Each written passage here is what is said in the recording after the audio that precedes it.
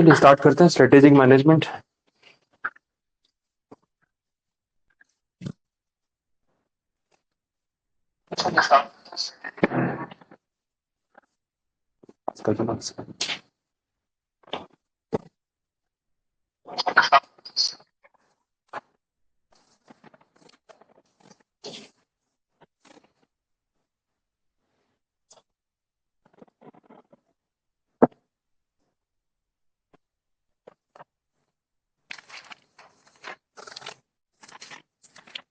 बोलो, कल वाले टॉपिक्स में कोई क्वेरी, किसी को कुछ डाउट? क्लियर है सारे पॉइंट्स?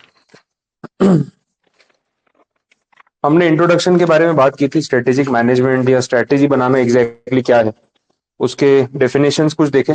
लॉन्ग टर्म ऑब्जेक्टिव होगा, कंपनी का कुछ गोल है जो अचीव करना है, उसके लिए रिसोर्सेज को मोबिलाइज करके उसका बेस्ट यूटिलाइजेशन करना है, that is mainly strategic management. Main बात थी कि it is a continuous process, it is not a one time और अ स्टैटिक प्रोसेस। तो आपको रेगुलर बेसिस पे कुछ ना कुछ कोई ना कोई डिपार्टमेंट में बिजनेस के स्ट्रेटेजी लगाते रहना पड़ेगा, वो चलता रहेगा। अब इसके फेजेस थे अलग अलग। पहले एनवायरनमेंट को स्कैन करो, अपने खुद के इंटरनल सिस्टम को समझो कि आपकी कंपनी, आपकी टीम कैसे काम कर रही है, प्लस मार्केट कैसे चल रहा है। तो ये सारी चीजें स्टडी करने के बाद हम आगे बढ़ सकते हैं। स्ट्रेटेजी उसके बेसिस पे ही बन रही थी, फॉर्मुलेशन वाला फेज, फिर इसके बाद इम्प्लीमेंटेशन, एग्जीक्यूशन वाला पार्ट, उसके बाद comparison, evaluation. That is very important because जो स्ट्रेटेजी आपने इंप्लीमेंट की तो कुछ पहले एनालिसिस तो किया होगा कि भाई क्या अचीव करना है, और एग्जीक्यूट करने के बाद रिजल्ट्स कैसे आ रहे हैं, तो उसका कंपैरिजन करना नेसेसरी है। तो ये पॉइंट पे बात हो रही थी। इसके बाद लीडर्स की बात हो रही थी कि लीडर की क्वालिटी कैसी होनी चाहिए। तो स्ट्रेटेजिक लीडरशिप, उसके कुछ फंक्शंस, उसके रोल वो दे रखे थे, तो जो एक आंसर के फॉर्म में पूछा जा सकता है, पॉसिबिलिटी है। फिर आपका आपका रोल भी था कंपनी सेक्रेटरी। 6 हेड पॉइंट्स हमने देखे। एडवाइजर के तौर पे आप काम करो, स्टेक होल्डर्स के साथ कम्युनिकेशन कंपनी के एंड से आपकी तरफ से होगा, डिस्क्लोजर्स, रिपोर्टिंग आपको देखना है, बोर्ड मीटिंग्स कंडक्ट करवाना, मीटिंग्स कमिटीज की कंडक्ट करवाना, वो सब आपका काम है। कंप्लायंसेस का मैनेजमेंट, वो आपका काम है। और लास्ट में रिप्रेजेंटेशन। ये सारी अथॉरिटीज के नाम आप जानते ही हो, जिनके आगे रिप्रेजेंट करने का काम आपका रहेगा। अब इसके बाद नेक्स्ट जो टॉपिक है that is strategic planning. Again एक डेफिनेशन से स्टार्ट कर रहे हैं, देखते हैं क्या बोला।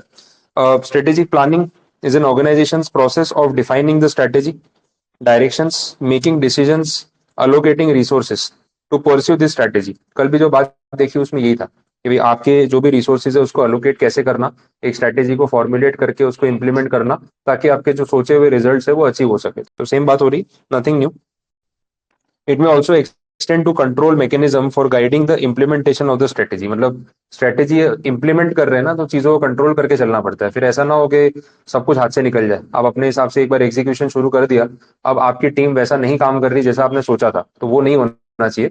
तो पूरे बिजनेस को अपने कंट्रोल में रखना, जैसा सोचा था वैसा एग्जीक्यूट करना, वो नेसेसरी है। ये पॉइंट।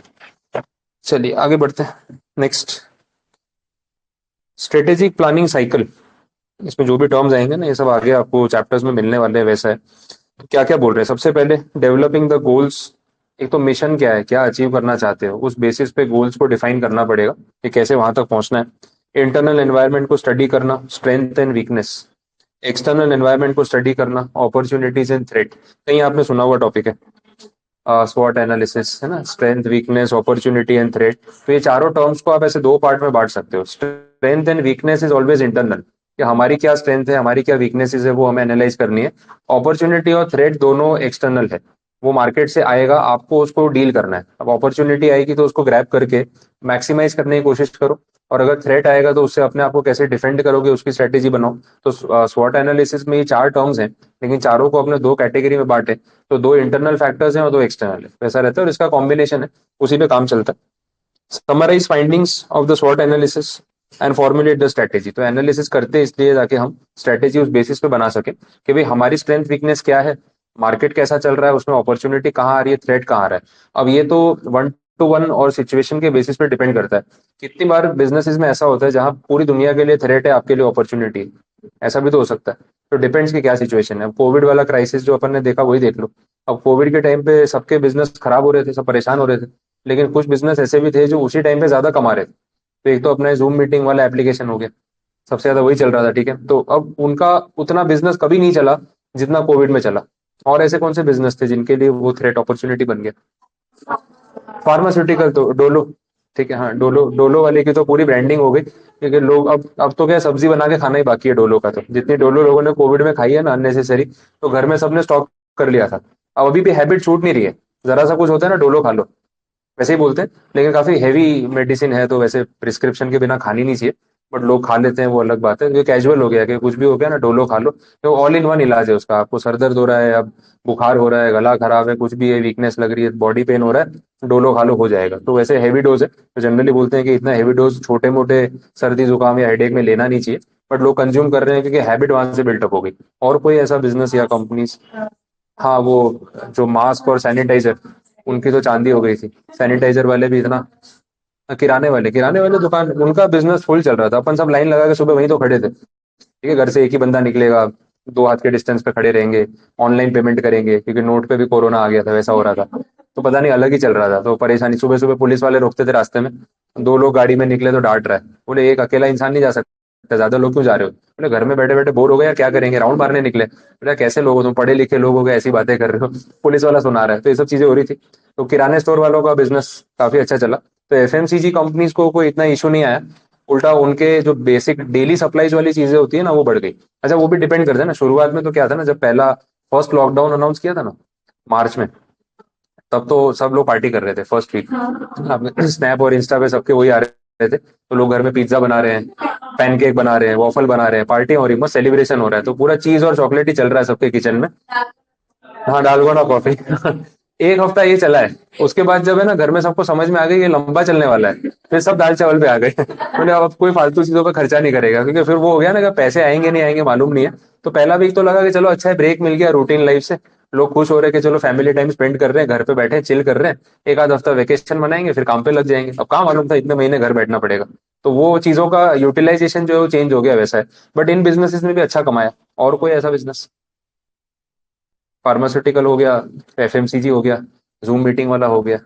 और कोई जिनका बिजनेस चल पड़ा अच्छा खासा? है और भी बिजनेसेस है।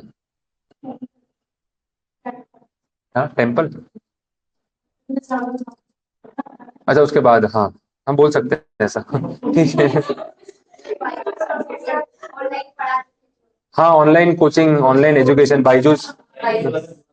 हाँ, वो तो अब कमाया कि उड़ाया पता ही नहीं चला। बायजूस वाला तो अपने आप में एक नमूना केस स्टडी है। ठीक है, तो दुनिया को बेवकूफ बनाया भर भर के, पता नहीं एडटेक स्टार्टअप ये वो, मतलब ठीक है वो चीज फिजिबल है, लेकिन उसमें बहुत फैक्टर्स है मतलब। हाँ, यूनिकॉर्न बन गई काफी बड़ी कंपनी, तो बाइजू वाले की वैल्यूएशन का तो ग्राफ ही इतना अलग है ना। 23 बिलियन डॉलर टच किया वैल्यूएशन, प्रॉफिट जीरो। हाँ, और आज वैल्यूएशन भी जीरो। ठीक है, पूरा बिजनेस मॉडल ही खत्म हो गया। तो वो भी एक है, तो एडटेक स्टार्टअप वालों ने काफी अपना बिजनेस उस टाइम पे बना लिया। और कोई कंपनीज और कोई कैटेगरी बिजनेस की जिनका बहुत फायदा हुआ? हॉस्पिटल्स। हाँ, फार्मास्यूटिकल तो मेडिसिन वाला हो गया, बाकी हॉस्पिटल जो है, हॉस्पिटल वालों ने अच्छे पैसे कमाए, काफी उनको पैसा मिल गया कमाने, लूट लिया मतलब भर भर के, है ना। सर्दी जुकाम बुखार जो नॉर्मल वायरल होता है ना, उसको भी कोरोना बना के बिठा दिया कि नहीं नहीं कोरोना है, ठीक है। और इतना अननेसेसरी बिल बनाए ना लोगों के, बहुत पैसे कमा लिए। और कोई इंडस्ट्री जिसका फायदा? अच्छा, बात वो तो चलो शॉर्ट टर्म होगा कि जब तक कोविड था तब तक, उसके बाद ऐसी कोई इंडस्ट्रीज हैं जिनको अभी तक वो चीज का बेनिफिट मिल रहा है या लॉन्ग टर्म बेनिफिट हुआ है? सबसे इंपॉर्टेंट इंश्योरेंस। इंश्योरेंस की जो वैल्यू लोगों को समझ में आई ना, वो कोविड के टाइम पे ही आई, आजू बाजू देख के कि यार इंश्योरेंस ले लेना चाहिए था, ठीक है वैसा है। तब तक ना इंश्योरेंस सेक्टर ऐसा था कि लोग जब होगा तब देखेंगे, एक ही एटीट्यूड है, और जब होगा तब देखा नहीं जाएगा। अगर नहीं रहे तो देख ही नहीं पाओगे, ठीक है, और रहे तो और नहीं देखा पाएगा, हॉस्पिटल का बिल नहीं देखा जाएगा ना, वो प्रॉब्लम है। तो इंश्योरेंस वाला जो सेक्टर है, लोगों को वैल्यू रियलाइज हो गई कि कितना इंपॉर्टेंट है। तो उसके बाद ना फटाफट इंश्योरेंस पॉलिसी लोगों ने लेनी शुरू कर दी, लाइफ इंश्योरेंस भी और मेडिकल भी। तो वो इंडस्ट्री अभी तक उस चीज का बेनिफिट एंजॉय कर रही है, क्योंकि एक बार अब जिसने पॉलिसी ली है, वो फिर बार बार उसको कैंसिल थोड़ी कराएगा। फिर एजेंट पीछे पड़ जाते हैं, सर रिन्यूअल है फटाफट चेक दे दो, तो वो चलता रहता है, तो उनका बेनिफिट हो गया। इसके अलावा और कुछ?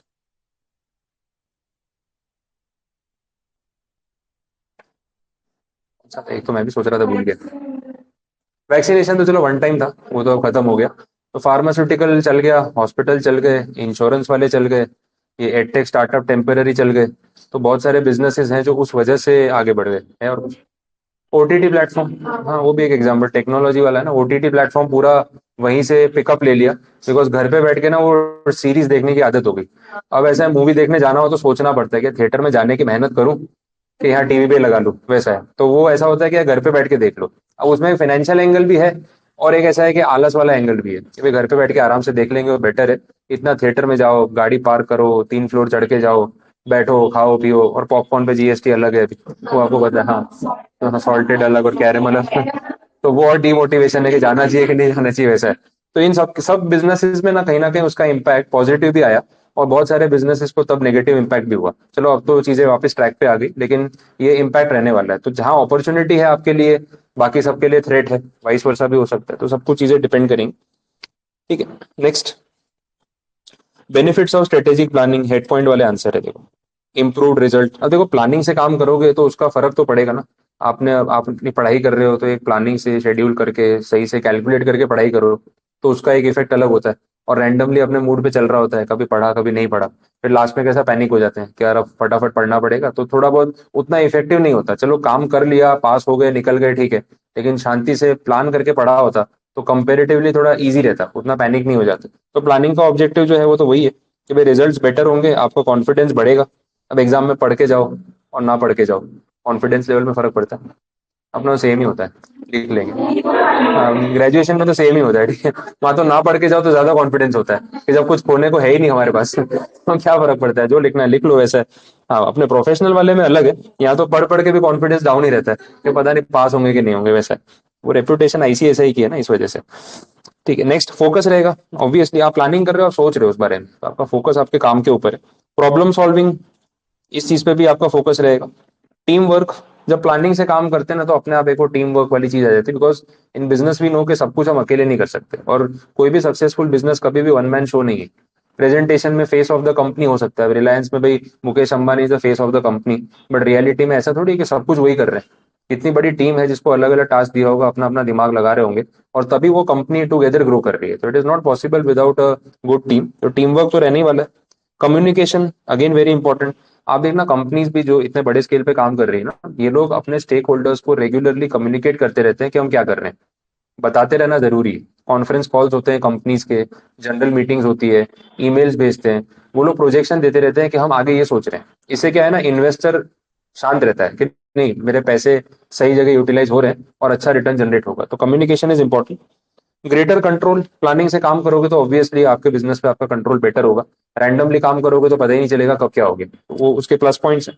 और देखो थियरी आंसर सुनने में ऐसे लगता है फालतू आंसर है, लेकिन फिर जब एग्जाम में पूछ लेते तो पॉइंट्स नहीं बनते। प्रॉब्लम वो है, तो हेड पॉइंट तो डिस्कस करने ही चाहिए, बिकॉज यही चीज अभी ना 4 मार्क्स में पूछेंगे। फिर आपको जनरली तो समझ में आएगा कि हाँ स्ट्रेटेजिक प्लानिंग अच्छा है, बट स्पेसिफिक पॉइंट्स कहाँ से लिखूं, तो वो डिस्कशन से आएंगे। तो कहीं ना कहीं बार सुने हुए होते हैं तो अच्छा रहता है। लिमिटेशंस क्या है स्ट्रेटेजिक प्लानिंग की? सबसे पहले बोला कॉस्ट वर्सेस बेनिफिट।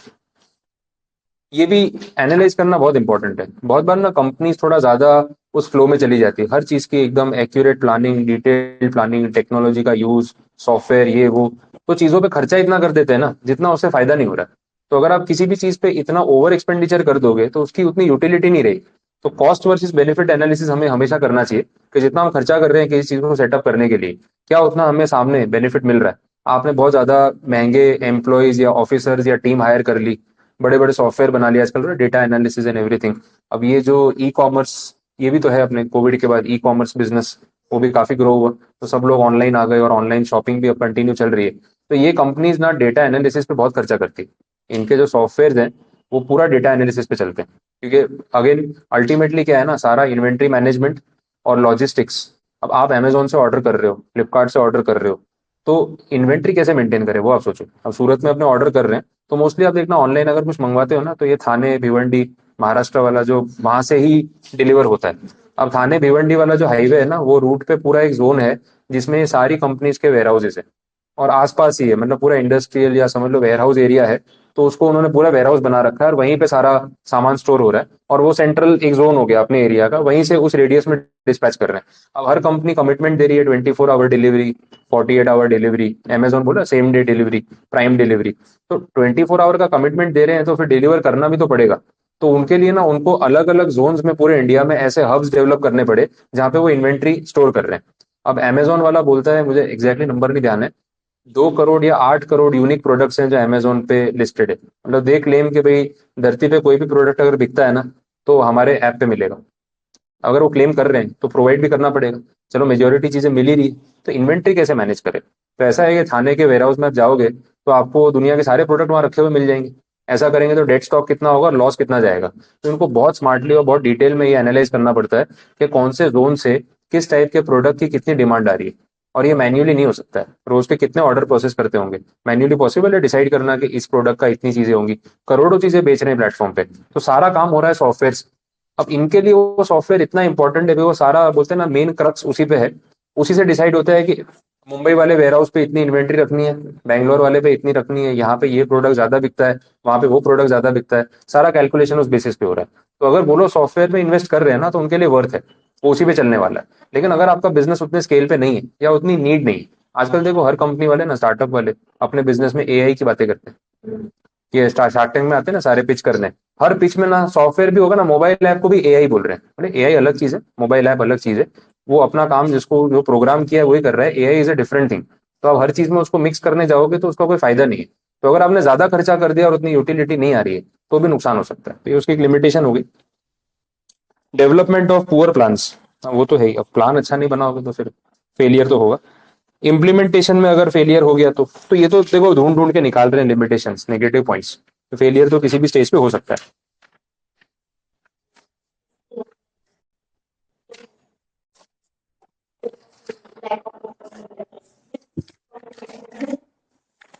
इवन ये भी है, मैं वो जो पॉइंट भूल रहा था बीच में, डीमैट वाला, डीमैट अकाउंट्स। कोविड के बाद डीमैट अकाउंट बहुत ज्यादा बढ़ गए और लोग फ्री बैठे बैठे स्टॉक मार्केट में आ गए। और अभी अभी 6 महीने में निकल भी गए। हाँ, आईपीओ भरना तो लोगों का मेन फुल टाइम प्रोफेशन हो गया। बोले क्या करता है आजकल? बोले आईपीओ भरता हूँ। बोले पैसे बोले उधार ले लेता हूँ कहीं ना कहीं से, 2-4 दिन के लिए चाहिए होते हैं, तो आईपीओ भर भर के लोग कमा रहे हैं। वैसा है तो वो भी ट्रेंडिंग हो गया था। जीरोधा के फाउंडर ने खुद स्टेटमेंट दिया। बोले मैं इतने साल से जीरोधा से चला रहा हूँ ना, हम बोले मार्केटिंग तो करते नहीं है। बोले जितने अकाउंट्स टोटल मेरे अभी तक लाइफ टाइम में ओपन नहीं हुए थे उतने बोले कोविड के 2-3 महीने में सामने से ओपन हो गए। मुझे ना मार्केटिंग करनी पड़ी ना कुछ, लोग ढूंढते ढूंढते खुद आए कि भाई शेयर खरीदने हैं तो कैसे खरीदूं। ऑनलाइन सर्च किया, हमारा प्लेटफॉर्म मिला, इतने डाउनलोड्स बढ़ गए हमारे जितने हमने टोटल लाइफ टाइम में अचीव नहीं की। सामने से जीरो मार्केटिंग। अब जो वो घुसा है मार्केट में, कोविड के बाद क्या है, वो मार्केट वापस पीक पे गया। डाउन भी उतना हो गया था, ट्रैक पे आना ही था। सबको लगा नए नए इन्वेस्टर्स को यार तो बहुत अच्छा है यार, अभी तो शेयर खरीदे थे, इतने का इतना हो गया, उतने का उतना हो गया, तो खुश हो रहा है कि मार्केट तो दौड़ता रहेगा। फिर जैसे ही पहला डिप आया ना सारे डर के भाग गए।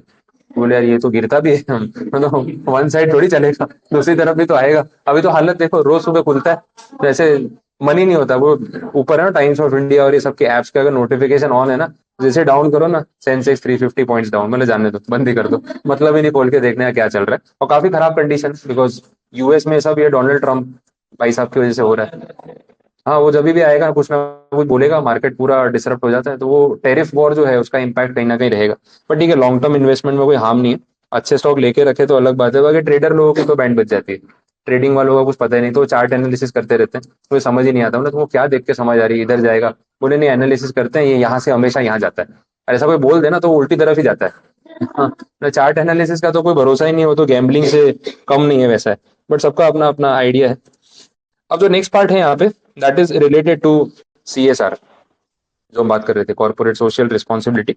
तो as a company law student तो आप लोगों ने पढ़ ही लिया है कि सीएसआर क्या है। तो वो डब्ल्यूटी में भी आया था, एग्जीक्यूटिव में भी हमने देखा है कि भाई जो कंपनी के प्रॉफिट्स हैं उसका एक हिस्सा जो है वो आपको सोशल सर्विस के लिए, पब्लिक की भलाई के लिए खर्च करना है। और उसके लिए जो कंपनीज एक्ट में सेक्शन है, अपना सेक्शन नंबर याद आ रहा है तो 135, 135। और उसके साथ एक शेड्यूल भी था, जो 7 शेड्यूल्स है ना उसमें से एक शेड्यूल था जो इससे को रिलेट करता है। शेड्यूल नंबर याद है कुछ? 7 शेड्यूल है वो तो ध्यान में, कंपनी का है ना। हाँ, चार्ट बनाया है, तो उसमें कौन सा शेड्यूल था जो सीएसआर से रिलेट करता है वो ध्यान। हम्म, बच्चा क्या, साथ में 3 तो बोल दिया, बाकी 4 बोल दो एक एक करके तो हो जाएगा। नहीं। 7 7 शेड्यूल लास्ट वाला, मैं कोई 7 शेड्यूल, 7वां शेड्यूल था, ठीक है। तो थर्ड वाला तो वो है आपका बैलेंस शीट वाला है, बैलेंस शीट पीएनएल का जो फॉर्मेट है वो थर्ड शेड्यूल में। तो 7 शेड्यूल जो था last, that was related to section 135। उसमें उन्होंने बताया कि सीएसआर के नाम पे आप कौन कौन सी एक्टिविटी कर सकते हो। तो उसमें पूरी लिस्ट हमने देखी है भाई, एजुकेशन सेक्टर है, हेल्थ केयर है, बाकी चीजें हैं, तो वो बहुत सारे पॉइंट्स, एनवायरनमेंट के फैक्टर्स आ जाएंगे, वाइल्ड लाइफ प्रोटेक्शन और सब कुछ आ जाएगा, तो ये पॉइंट्स थे। तो सीएसआर जो है वो कंपनीज के लिए नेसेसरी है। अच्छा, हर कंपनी के लिए नेसेसरी है क्या सीएसआर?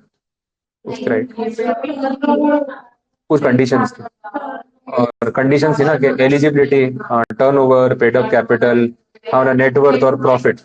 टर्नओवर कुछ 1,000 करोड़ था, नेटवर्थ कुछ 500 करोड़ थी, और नेट प्रॉफिट था 5 करोड़। ठीक है, तीनों में से कोई भी एक लिमिट क्रॉस हो जाए तो आपके लिए सीएसआर करना मैंडेटरी। अब सीएसआर कब तक करना पड़ेगा? परमानेंटली 5 साल, 3 साल, या 1 साल? लाइफ टाइम हो गया, वन वन वे है, वापस जा सकते। 3 इयर्स था, ठीक है, हाँ।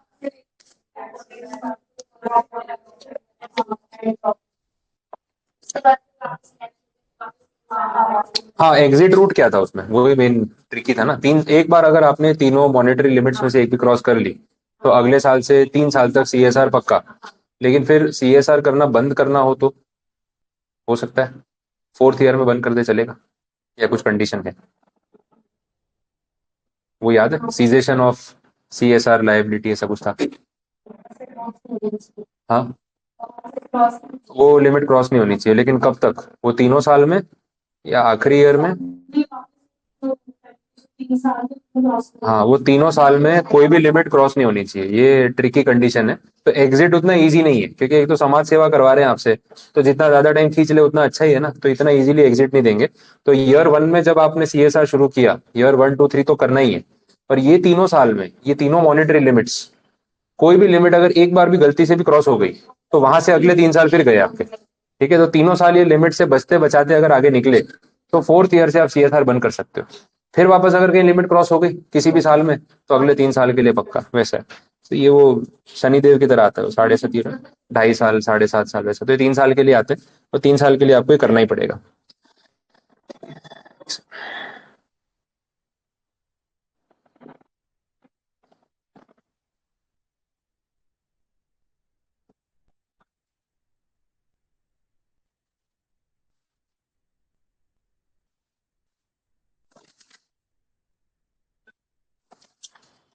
चलो देखें। हाँ, तो ये सीएसआर के बारे में बात हो रही थी। अच्छा, कंपनीज अपने प्रॉफिट का कितना हिस्सा खर्च कर सकते हैं? 2% of average net profits of past 3 years, वैसा करके देखा था कि पिछले 3 साल का एवरेज प्रॉफिट निकालो, उसका 2% हिस्सा आपको हर साल सीएसआर के पीछे खर्च करना है। इसमें वो भी होता है, कैरी फॉरवर्ड भी हो सकता है। अगर आपने इस साल ज्यादा खर्च कर दिया, तो अगले साल वो बैलेंस कैरी फॉरवर्ड हो जाएगा। अच्छा, इस साल कम खर्च किया तो कुछ रास्ता है?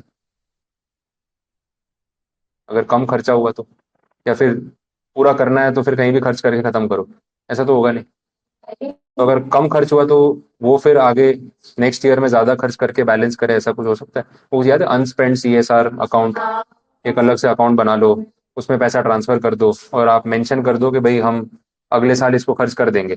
एक होता है कि आपके पास कोई स्ट्रैटेजी है, मतलब आपका सीएसआर चल ही रहा है, इम्प्लीमेंटेशन चल रहा है, लेकिन पेमेंट अभी डिसबर्स करने बाकी है, तो आप वो अकाउंट में पैसा पास ऑन करके फिर अगले साल पे आउट करोगे, चलेगा। अगर अभी तक कोई कैलकुलेशन नहीं है कि भाई सोचा ही नहीं है कहाँ खर्च करना है, तो भी आप वो सेपरेट अकाउंट में रखो, और कुछ मंथ्स के बाद आपको उसको यूटिलाइज कर लेना पड़ेगा। 6 मंथ्स में ट्रांसफर करना होता है, और 3 इयर्स में यूटिलाइज करना होता है। नहीं किया तो फिर पेनल्टी आ जाती है। वैसे सारे रूल्स थे, तो ये सब सीएसआर की बात हो रही है। अब यहाँ पे बोर्ड ऑफ डायरेक्टर्स और सीएसआर का क्या रोल है क्या नहीं, वो यहाँ पे देखना है। चलो समझ लेते हैं, थोड़ा लैंग्वेज शुरू करेंगे तो आइडिया आ जाएगा कितना काम का है। The board of directors play a pivotal role in ensuring good governance. देखो, वो तो काम ही है, कंपनी के सबसे सीनियर मैनेजमेंट है, तो उन्हीं को देखना है गवर्नेंस ठीक से चल रहा है कि नहीं। गवर्नेंस वर्ड का मतलब बेसिक है मैनेजमेंट, और कुछ भी नहीं। The contribution of the directors on the board is critical to the way a corporate conduct itself. A board's responsibility derive from law, custom, tradition, prevailing practices. भाई board अपना काम जिस तरीके से कर रहा है, उसमें उनको एग्जिस्टिंग लॉज को भी ध्यान में रखना है। कस्टम्स का मतलब क्या होता है कि अभी तक चीजें किस तरीके से चलती आई है, ट्रेडिशन कैसा रहा है, तो वो भी हमें देखना होता है। वो पॉइंट है, प्रिवेलिंग प्रैक्टिसेस सिनोनिम्स हो गए। आज के टाइम में बोल रहे हैं transparency, disclosure, accountability, sustainability, corporate citizenship, globalisation, ये सारे कंसर्न्स है, और काफी ज्यादा इस पे फोकस किया जा रहा है। ट्रांसपेरेंसी और डिस्क्लोजर्स पे बहुत ज्यादा फोकस है। मतलब अब कंपनीज में सिर्फ लोग नंबर्स नहीं देखते कि तुम प्रॉफिट क्या दिखा रहे हो, कमाया कैसे वो बताओ, क्या प्रैक्टिसेस फॉलो कर रहे हो वो बताओ। जैसे जो अपना ईएसजी वाला टॉपिक है, एनवायरमेंट, सस्टेनेबिलिटी एंड गवर्नेंस। तो बड़ी कंपनीज, इन्वेस्टर्स आज बोलते हैं ईएसजी पैरामीटर्स, ईएसजी पैरामीटर्स देखते हैं। मैं आपको एक कंपनी का एग्जांपल देता हूँ जिसमें ये चीजें हो रही है। टाटा पावर करके एक कंपनी, ठीक है, उसका स्टॉक बीच में काफी हाइप पे था कि भाई बहुत रिटर्न जनरेट किया एंड ऑल दैट, तो वो हुआ भी है। टाटा पावर जो है वो coal based thermal energy generate करने वाली कंपनी है, कोल से बिजली पैदा करके उसको बेच रही है। अब उन्होंने धीरे धीरे डाइवर्सिफाई करना स्टार्ट किया, तो आपको पता है कि रिन्यूएबल रिसोर्सेज के ऊपर शिफ्ट कर रहे हैं। तो इसमें जो सोलर एनर्जी है, विंड एनर्जी है, हाइड्रो इलेक्ट्रिसिटी है, ये भी इन्होंने स्टार्ट किया। अब जब कंपनी को फंडिंग चाहिए तो जो वेंचर कैपिटलिस्ट और प्राइवेट इक्विटी और ये सब जो फर्म्स होती है और जो इंस्टीट्यूशनल इन्वेस्टर्स होते हैं, वो लोग ये देखते हैं कि आप जो बिजनेस कर रहे हो उसमें आप कोल का यूज कर रहे हो, कोल से पोल्यूशन हो रहा है, तो लॉन्ग टर्म में सस्टेनेबल थोड़ी ना है कि आप इतना कोल यूटिलाइज करो जिससे पोल्यूशन क्रिएट हो। तो कार्बन फुटप्रिंट बढ़ रहा है, और अभी पूरा वर्ल्ड बात कर रहा है कि हमें कार्बन फुटप्रिंट को कम करना है। कार्बन का जो एमिशन हम कर रहे हैं, जो फुटप्रिंट पीछे छूट रहा है, उसको कम करना है। तो बोला इन्वेस्टर्स अब ये देखते हैं कि कौन सी कंपनी पावर जनरेशन के लिए ज्यादा रिन्यूएबल सोर्सेज यूज करती है और कौन सी कंपनी ज्यादा कोल यूज करती है। तो जो कोल यूज करेगी ना, एक तो हम उसको वैल्यूएशन कम देंगे, तो उसे इक्विटी ज्यादा मांगेंगे, उसको पैसा कम देंगे, या तो हम इन्वेस्टमेंट करेंगे नहीं। ये मार्केट का अभी करंट सिनारियो है बड़े इन्वेस्टमेंट फर्म्स में। तो कंपनीज को अब ये करना पड़ रहा है कि शिफ्ट करना पड़ेगा, या तो आप कोल बेस से सोलर विंड हाइड्रो पे शिफ्ट हो जाओ, या फिर दूसरा उन्होंने किया कंपनी अलग कर दो। टाटा पावर में उन्होंने अभी सब्सिडरी बना दी, टाटा रिन्यूएबल एनर्जी लिमिटेड करके एक अलग सब्सिडरी बना दी। अब वो कंपनी प्योरली ग्रीन एनर्जी पे ही काम करती है, और बाकी टाटा पावर जो कंपनी है वो थर्मल पावर अभी भी यूज कर रही है। बिकॉज एकदम से आप थर्मल पावर यूज करना बंद नहीं कर सकते, आपके प्लांट उस तरीके से मशीन्ड है, तो उसको स्विच करने में टाइम लगेगा। कंपनी ने स्विच करना स्टार्ट कर दिया, but it is a long term process. But investment लेने के लिए उन्होंने क्या किया, ग्रीन वाला बिजनेस ही अलग कर दिया। अब जब इन्वेस्टमेंट मांगने जा रहे हैं ना, तो बोल रहे हैं sir Tata green energy limited company ही अलग है, हमें इसके लिए इन्वेस्टमेंट चाहिए, तो कोल बिजनेस के लिए हम आपसे पैसा नहीं मांग रहे। इस टाइप की चीजें इन्वेस्टर्स डिमांड करने लगे कि ऐसी ट्रांसपेरेंसी और डिस्क्लोजर्स होंगे तो हम इन्वेस्ट करेंगे, अदरवाइज नहीं करेंगे। ये सेम प्रॉब्लम आ रहा है आईटीसी में। आईटीसी कंपनी आपको पता ही, क्लासमेट की नोटबुक और ये सब आप यूज करते हो। अब आईटीसी कंपनी जो है ना, उसमें एक्चुअली सिर्फ एक बिजनेस नहीं हो रहा। जैसे क्लासमेट का बिजनेस आपको पता है नोटबुक्स का, और आईटीसी कंपनी कौन कौन से बिजनेसेस में है वो आइडिया है? आईटीसी का ब्रांड आपको कहाँ देखने, फूड बिजनेस में सनफीस्ट की जो बिस्किट्स और ये सब नूडल्स और वो सब आते हैं, तो वो इसके हैं आईटीसी के। हाँ, FMCG products, food and FMCG products, stationery और प्रिंटिंग और ये सब में है। और कोई बिजनेस आईटीसी, कोई फेमस बिजनेस जो आईटीसी कंपनी कर रही है, या कहीं आपने इनका नाम देखा हो, कोई इंडस्ट्री, कौन सी इंडस्ट्री में ये लोग इन्वॉल्व है, कुछ याद आ रहा हो?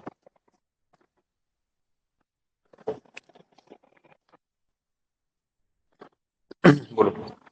होटल्स भी हैं इनके, आईटीसी के बड़े 5 स्टार होटल्स है, और काफी जगह है, मतलब अहमदाबाद में है, मुंबई में है, बेंगलोर में है, दिल्ली में है। तो आईटीसी के बहुत सारे होटल्स हैं, आप सर्च करोगे तो आपको मिलेंगे, सारी 5 स्टार प्रॉपर्टीज है।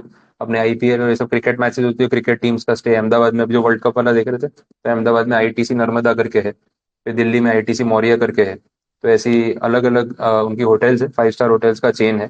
तो होटल इंडस्ट्री में भी आईटीसी का बड़ा नाम है वैसे। इसके अलावा सबसे मेन बिजनेस है इनका, दैट इज टोबैको। सिगरेट का सबसे बड़ा ब्रांड है आईटीसी जो है। बहुत सारे सिगरेट के जो ब्रांड्स है वो आईटीसी ओन करती है। तो एक्चुअली इंपीरियल टोबैको कंपनी, यही नाम है आईटीसी का, फुल फॉर्म जो है वो टोबैको कंपनी है वैसे। हाँ हाँ, अपने तो बिस्किट खा रहे हैं, नोटबुक यूज कर रहे हैं। हाँ, बाकी लोग और भी प्रोडक्ट कंज्यूम कर रहे हैं इनके, वैसा है। तो सिगरेट मैन्युफैक्चरर में टोबैको प्रोडक्ट्स में आईटीसी का सबसे ज्यादा शेयर है इंडिया में, वैसा है। अब ये है कि जब इन्वेस्टर्स इन्वेस्ट करते हैं ना, तो वो लोग बोलते हैं कि यार एक कैटेगरी उसको बोलते हैं सिन गुड्स। सिन गुड्स में ये सिगरेट, टोबैको, कोल, पेट्रोलियम, ये सब आते हैं जो अपन जीएसटी कॉम्पनसेशन में पढ़ते थे ना, वो वाले, वो सारे सिन गुड्स। तो इन्वेस्टर्स उन कंपनी को वैल्यूएशन नहीं देते जो ऐसे प्रोडक्ट्स बेच रही है। अब आईटीसी को पंगा क्या है, आईटीसी का शेयर अगर आप खरीद रहे हो तो इनडायरेक्टली और investing in a tobacco brand. और हो सकता है कि आपको ऐसा लगे कि यार नहीं, टोबैको ब्रांड में मतलब हम क्यों पैसा लगा के इसको प्रमोट करें, क्योंकि हेल्थ के लिए अच्छा नहीं लोगों की, तो नहीं करना। तो कितने सारे इन्वेस्टर इसलिए इन्वेस्ट नहीं करते बिकॉज आईटीसी टोबैको बेचता है। पर आईटीसी का होटल बिजनेस भी तो है, एफएमसीजी बिजनेस भी तो है, ठीक है, स्टेशनरी बिजनेस भी तो है, वो अच्छा है। तो अब उनको प्रॉब्लम ये आती है कि या तो हम बिजनेस को स्प्लिट कर दे, आईटीसी होटल्स अलग कर देते हैं, आईटीसी फूड्स अलग कर देते हैं, और आईटीसी टोबैको अलग कर देते हैं। तो एटलीस्ट जो लोगों को होटल और फूड बिजनेस समझ में आ रहा है वो तो इन्वेस्टमेंट करे। अब इनमें काफी टाइम से बात चल रही है कि आईटीसी इसको स्प्लिट करने वाला है, टोबैको बिजनेस और अदर बिजनेस को अलग करने वाला है। लेकिन अब वो कब करेंगे वो उनके मैनेजमेंट पे, बड़ी ये चीजें होती है। तो आजकल ये पॉइंट्स पे बहुत ज्यादा ध्यान दिया जाता है जो पहले नहीं देते थे। तो बोला डायरेक्टर्स का यहाँ पे 2 डायमेंशनल रोल है, उनको हर चीज के ऊपर फोकस करना है। और रिस्पॉन्सिबिलिटी भी लेनी है, तो सीएसआर प्रॉपरली हो रहा है कि नहीं, ये भी रिस्पॉन्सिबिलिटी डायरेक्टर की है। रोल को इंटर रिलेट करने की कोशिश कर रहे हैं कि सीएसआर में उनकी इंपॉर्टेंस क्या है। ठीक है, वापस अब जनरल बातें हो गई। Role of board of directors in making strategic decisions, तो वो तो रहने ही वाला है, जनरल आंसर है, तो मैं वर्ड टू वर्ड नहीं जा रहा हूँ। आपको गो थ्रू करना है तो आप 5 मिनट लेके अभी सिर्फ उसको रीड आउट कर लो फटाफट। वर्ड टू वर्ड अभी टाइम वेस्ट नहीं करेंगे तो भी चलेगा। क्विकली एक बार 2-5 मिनट लेके सिर्फ पॉइंट्स देख लो रैंडमली, तो भी चलेगा, एक आइडिया आ जाएगा क्या चल रहा है इसमें।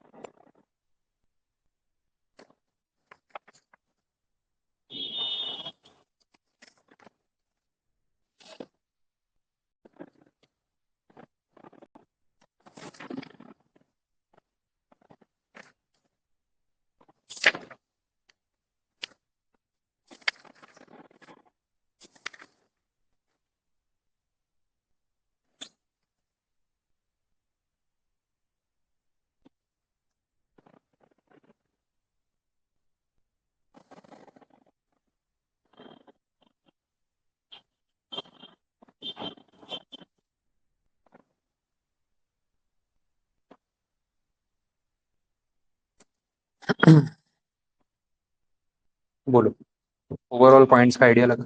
ऐसा आंसर है तो आपको सब अच्छी अच्छी बातें लिखनी है कि डायरेक्टर्स कितने रिस्पॉन्सिबल है, कितने सिंसियर है, कितना मेहनत करते हैं, उनकी वजह से ही कंपनी चलती है, डिसीजन मेकिंग में उनका कितना रोल है, वो नहीं होते तो कंपनी का क्या होता। ठीक है, हाँ वैसा करना। तो बस ये इस टाइप का आंसर है, और कुछ भी नहीं है। चलो आगे बढ़ सकते हैं। फिर सीएसआर की बात पे आ गए, अपन ने तो शुरू ही वहीं से किया, तो इसमें कोई ऐसा टेक्निकल पॉइंट नहीं है। आगे बढ़ सकते हैं क्योंकि सीएसआर के बारे में जनरल बातें अपन ने कर ली है, डेफिनेशन भी दे रखी है सीएसआर की। उसमें वो एक्टिविटीज की बात की जो अपन शेड्यूल 7 में देखते हैं। एक बार शेड्यूल 7 वापस गो थ्रू कर भी लेंगे तो सारे पॉइंट्स आपको रिकॉल हो जाएंगे। बेनिफिट्स बता दो, सीएसआर का फायदा क्या है, ओवरऑल कंपनी को क्या बेनिफिट है, कुछ कंपनी को फायदा भी है कि खाली पैसा खर्च कर रहे हैं। हाँ, इमेज और ब्रांड बिल्डिंग हो जाती है कहीं ना कहीं। ठीक है, तो इमेज का बहुत फर्क पड़ता है, बिकॉज अब हर कोई आपके और मेरी तरह वो कंपनी लॉ पढ़ के तो आया नहीं है। सबको क्या पता कि सीएसआर जैसा कुछ होता है। आम आदमी को कितने लोगों को पता होगा कि भाई सीएसआर एक्टिविटी भी कुछ होती है, मेजोरिटी को नहीं पता होगा। अब क्या है ना, कोई कंपनी अगर सीएसआर कर रही है तो वो अपनी मार्केटिंग नहीं कर सकती सीएसआर को लेके, बट कहीं ना कहीं मार्केटिंग हो तो जाती है। अभी रिलायंस का एग्जाम्पल ले लो, अभी आईपीएल के टाइम पे होता है वो एजुकेशन फॉर ऑल, उसको प्रमोट करते हैं। ठीक है, नीता अंबानी आती है, छोटे बच्चों के साथ ऐड बनाते हैं, उनको मैच दिखाने लेके आते हैं, उनकी पढ़ाई की बात करते हैं। तो अब ऐसा है कि वो चीज प्रमोट तो हो ही रही है ना, तो कहीं ना कहीं उसे रिलायंस की भी तो ब्रांड बिल्डिंग हो रही है। अब जिसको सीएसआर नहीं समझ आता वो क्या सोच रहा है, यार नीता अंबानी कितनी अच्छी लेडी है, हाँ, छोटे बच्चों का बेचारों को इतना ध्यान रखती है, भाई इतने पैसे वाले होने के बाद भी उनको ऐसा ध्यान में रहता है कि गरीब बच्चों को पढ़ाना है, उनका करियर बनाना है, जबकि ऑलरेडी इतने बिजी है। आम आदमी तो यही सोचेगा ना, तो परसेप्शन वैसे ही होता है। तो परसेप्शन बिल्टअप होने से ना वो ब्रांड के साथ कनेक्ट हो जाते हैं कि भाई नहीं, अच्छी कंपनी है, अच्छे फाउंडर्स है, लोग अच्छे हैं, अच्छा काम करते हैं, वो वैसा रहता है। तो ब्रांड बिल्डिंग डेफिनेटली होने ही वाला है, ये सबसे बड़ा एडवांटेज है। और कुछ इससे इसके अलावा कोई बेनिफिट सीएसआर का? वैल्यूएशन बढ़ेगी आपकी, आपके कस्टमर्स की लॉयल्टी बढ़ जाती है आपकी तरफ, बिकॉज अगर आप ऐसी कोई कंपनी का प्रोडक्ट यूज कर रहे हो तो फिर कहीं थोड़ा बहुत प्रीमियम भी पे करना पड़े ना, तो आप क्या सोचते हो, नहीं यार अच्छी कंपनी, इतना इतने समाज में लोगों की सेवा करती है, टाटा की जैसे गुडविल है। अब टाटा जैसी कंपनी इतने साल से उनकी ब्रांड रेपुटेशन है कि यार ये लोग सोशल वर्क में बहुत आगे, तो टाटा का प्रोडक्ट आप बाकी 4 कंपनी छोड़ के पहले टाटा एक बार तो प्रेफर करोगे कि नहीं यार पैसा सही जगह जा रहा है या अच्छी जगह जा रहा है। तो उससे ना कस्टमर बेस बढ़ता है, बिजनेस बढ़ता है, मार्केट वैल्यू बढ़ती है, रेपुटेशन बढ़ती है। और ये सब कुछ अगर बढ़ेगा, क्राउड आपको फॉलो कर रहा है, तो इन्वेस्टर्स भी आएंगे आपके पीछे, बैंक्स भी आएंगे आपके पीछे आपको लोन देने। तो सीएसआर में 2% खर्च करके जो आपको बेनिफिट मिल रहा है ना, वो उससे ज्यादा ही है। तो इसमें सबके लिए विन विन सिचुएशन है। अब रिलायंस जैसी कंपनी का 2% प्रॉफिट कितना होता होगा वो आप सोच लो। साल का एवरेज प्रॉफिट है मोर देन 50,000 करोड़।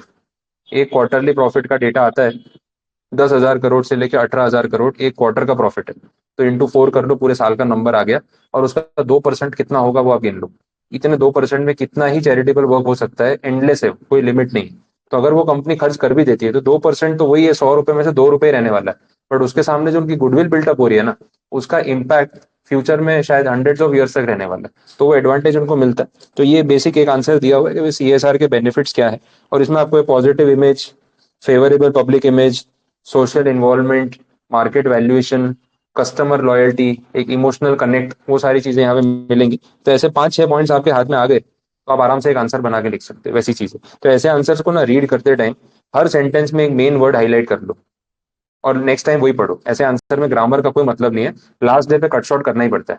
और अगर मैं आपको 800 पेज पढ़ा रहा हूँ तो आपको उसको ना 350, 400, 450 पे लेके आना पड़ेगा, बाई डिसाइडिंग कि क्या नहीं पढ़ना है लास्ट डे पे, वो ज्यादा इंपॉर्टेंट है।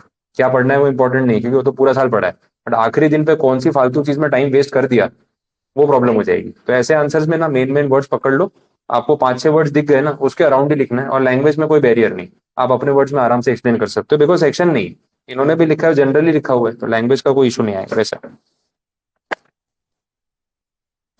फैक्टर्स विच इन्फ्लुएंस सीएसआर, ये भी आंसर हो सकता है। देखो इतने टॉपिक में 16 मार्क्स का एग्जाम में पूछ लिया तो इंपॉर्टेंस तो बढ़ी जाती है, भले आंसर कितना भी थियोरेटिकल हो।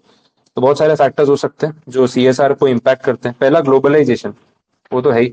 अब यार अब वो टाइम नहीं है कि इंडिया अपना अलग ही बिजनेस कर रहा है, बाकी वर्ल्ड पूरा अलग है, सब एक दूसरे से कनेक्टेड है। अब जो बाकी वर्ल्ड कर रहा है हमें भी तो करना पड़ेगा, वो भी तो होता है कि यार सब कर रहे हैं। देखो पूरे वर्ल्ड में सब कंट्रीज, बड़े कंट्रीज सीएसआर जैसा कुछ रूल लेके आ गए, इंडिया नहीं लेके आया, कैसा लगेगा कि बोले यार इन लोगों को किसी की सोसाइटी की पड़ी नहीं है, समाज में इतने लोग हैं जिनको हेल्प की जरूरत है, इंडियन गवर्नमेंट ऐसा कोई इनिशिएटिव क्यों नहीं लेती, ऐसी बातें शुरू हो जाती है। पर अपने केस में तो उल्टा है, अपना इंडियन कल्चर की रेपुटेशन रिवर्स है कि भाई हम तो हमेशा सबकी हेल्प करने आगे आ जाते हैं, कोई नहीं मांगता हेल्प तो पकड़ के उसकी हेल्प करके जाते हैं। वो ना बोलता रहे भाई तेरी मदद नहीं चाहिए, अरे भाई मैं आ रहा हूँ ना, रुक जा, बता रहा हूँ, ठीक है, गाइडेंस चाहिए, सलाह चाहिए, ज्ञान चाहिए, फ्री में मिलता है, तो अपने यहाँ तो कोई मना है नहीं। तो कभी कभी ओवर हो जाता है वैसा। और ये चीजें कहीं ना कहीं मैटर करती भी है।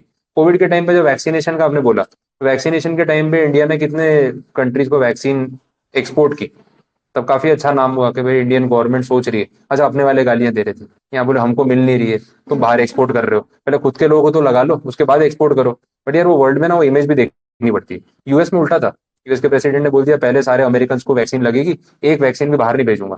तो लोग क्रिटिसाइज कर रहे थे क्या कितना सेल्फिश इंसान है, वैसे पूरे वर्ल्ड का लीडर बनता है अमेरिका, मदद का टाइम आया तो पीछे हट गया। तो ये सब चीजें जो है सीएसआर में कहीं ना कहीं कनेक्ट हो जाती है, फैक्टर्स है। गवर्नमेंट और कितनी सारी ऑर्गेनाइजेशंस आपस में कनेक्टेड है तो उसका भी इम्पैक्ट है। टेक्नोलॉजी इतनी एडवांस हो गई है तो बातें तुरंत फैल जाती है, आजकल तो वायरल होने में किस चीज को टाइम लगता है, तो अच्छी न्यूज होगी तो भी वायरल होगी, बुरी न्यूज होगी तो और ज्यादा वायरल होगी, है ना, हाँ वैसा है, ध्यान रखना पड़ता है। ठीक है, कंज्यूमर्स का, इन्वेस्टर्स का इंटरेस्ट अकॉर्डिंगली बढ़ता है, कोई अच्छी बातें होंगी, बहुत सारे फैक्टर्स का इंपैक्ट रहेगा। ब्रांड वैल्यू, अवेयरनेस, ये सब चीजें जो हमने देखी। अगेन जनरल आंसर, अगर पूछेंगे देखो ऐसे आंसर थियरी में आ भी गए तो कितना होगा, 5 मार्क्स 6 मार्क का एवरेज वेटेज होगा, 8-10 पॉइंट आपके हाथ में हो लिखने को तो आपका काम हो गया, ठीक है। हाफ हाफ मार्क का 1 पॉइंट एवरेज काउंट होता है, तो 4 मार्क्स के हिसाब से 8 पॉइंट्स मोर देन इनफ हो गए। बड़े पॉइंट्स होते हैं तो 1 मार्क फॉर 1 पॉइंट, लेकिन अगर एक एक लाइन, दो दो लाइन के पॉइंट्स होते हैं तो हाफ मार्क का काउंटिंग होता है। तो वैसे हमें चलना है, तो अगर 12-15 पॉइंट दिए है ना, आप सिलेक्टेड 7-8 भी अगर माइंड में रखोगे तो चलेगा, सब कुछ एकदम वर्ड टू वर्ड लर्न नहीं करना। अब आ गई कुछ केस स्टडी, चलो अच्छी बात है, कुछ इंटरेस्टिंग आएगा। पहले बात हो रही है रिलायंस की, तो रिलायंस में तो अभी हम बात कर ही रहे थे। अब रिलायंस ने अपनी सीएसआर एक्टिविटी करने के लिए किया क्या है वो भी देख लेते हैं। सीएसआर में हमने पढ़ा भी था कि अगर आपको सीएसआर एक्टिविटी करनी हो तो आप अपनी कंपनी के अकाउंट से तो कर ही सकते हो। दूसरे कोई ऑप्शन थे आपके पास स्ट्रक्चर वाइज, एक वो सेक्शन 8 कंपनी, एनजीओ, ऐसा कुछ पढ़ा था कि या तो आप खुद की एक सेक्शन 8 कंपनी बना लो, या फिर ऐसी कोई सेक्शन 8 कंपनी है, एनजीओ, जिनका 3 साल का ट्रैक रिकॉर्ड हो, उनके साथ टाई अप कर लो, उनके थ्रू सीएसआर कर लो, तो ये भी चलेगा। तो ये सब कंपनीज करती है। अब रिलायंस वालों ने ना एक रिलायंस फाउंडेशन बनाई है, कहीं ना कहीं आपने ये एजुकेशन फॉर ऑल और ये सब में वो नाम देखा होगा। तो वो लोग बहुत सारे इनिशिएटिव्स कर रहे हैं, and Reliance foundation is a section 8 company, it is an NGO जो इसी चीज के लिए काम करती है। अब रिलायंस क्या करता है, अपने एवरेज प्रॉफिट्स का 2% हिस्सा सेक्शन 8 कंपनी में ट्रांसफर कर देता है, फिर रिलायंस फाउंडेशन उस फंड को यूटिलाइज करके सीएसआर एक्टिविटीज करती रहती है। अब सोचो वही 50-60 हजार करोड़ का 2% हर साल खर्च करना है, तो एक ही प्रोजेक्ट पे खर्चा करते रहेंगे या मल्टीपल चीजें करेंगे। तो बहुत सारे मल्टीपल प्रोजेक्ट्स पे लोग काम करते हैं। अब इसकी वेबसाइट है रिलायंस फाउंडेशन की, मैं आपको बता देता हूँ, तो उस पर आप देख लो, आपको आइडिया आ जाएगा कौन कौन से मैटर पे ये लोग काम कर रहे हैं, और काफी अच्छे से उन्होंने अपना पूरा सीएसआर इनिशिएटिव जो है ना वो एक्सप्लेन किया हुआ है, देख लो।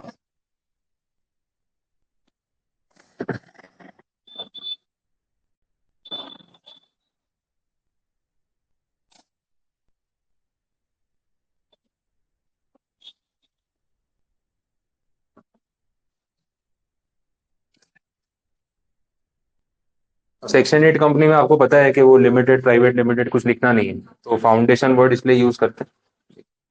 पहले फोटो आ गया नीता अंबानी। हाँ, वो चेयरपर्सन वही है ना, इसीलिए।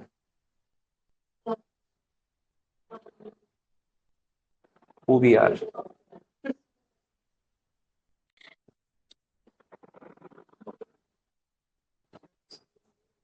देखो रिलायंस फाउंडेशन के बारे में इन्होंने बताया हुआ है कि क्या गोल्स हैं, क्या कर रहे हैं, सारी डिटेल दे रखी है। अच्छी अच्छी बातें लिखी है। उन लोगों का जितना जितनी तारीफ कर सकते हो कर दो कि हम क्या कर रहे हैं। अच्छा, इनको अवार्ड्स भी मिले ऑब्वियसली। अब सीएसआर करेंगे तो जो अवार्ड, जो ऑर्गेनाइजेशन को अवार्ड देती है ना, उनका नाम हो जाता है ना, क्योंकि रिलायंस को सब जानते हैं, ऑर्गेनाइजेशन को कोई नहीं जानता होगा। तो ऐसी ऐसी कंपनी को अवार्ड दे दो जो फेमस है, तो आपका भी नाम कहीं ना कहीं आ जाएगा। Golden peacock award. अपने को क्या पता गोल्डन पीकॉक कौन है, क्या है। ठीक है, गोल्डन पीकॉक तो होता भी नहीं, फिर नाम दे दिया तो उनका ब्रांडिंग हो जाता है। तो ये देखो, environmental, social, governance, ESG parameters जो अपन देख रहे थे, ठीक, ऐसे बहुत सारे इनिशिएटिव्स इन्होंने लिए स्पोर्ट्स में, रूरल ट्रांसफॉर्मेशन में, हेल्थ इंफ्रास्ट्रक्चर में, हॉस्पिटल है, कोविड रिस्पॉन्स में, ये सब पॉइंट्स, एनुअल रिपोर्ट सब कुछ दिया हुआ है। इतने साल से ये सब जो एक्टिविटीज कर रहे हैं उसमें कौन कौन सी चीजों पे फोकस हो रहा है, और फोटोज दिखाते हैं, उससे आइडिया आ जाता है आपको कौन कौन से डिपार्टमेंट में काम कर रहे हैं। वैसा है। बाकी क्या था और भी देख लेते हैं।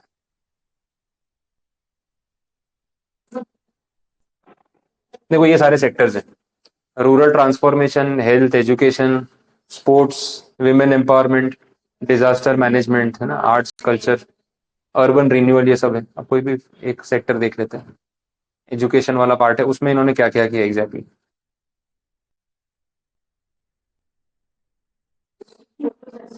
फोटो अच्छी है ना, हाँ। आईफोन होगा उसके पास भी, क्या पता। ठीक है। जियो इंस्टीट्यूट की बात हो रही है यहाँ पे, तो ये हायर एजुकेशन के लिए सेटअप किया हुआ है। और नवी मुंबई का लोकेशन भी दिया हुआ है, 52 एकर्स का कैंपस। टेंशन ही नहीं, जमीन की तो कहाँ प्रॉब्लम होगी।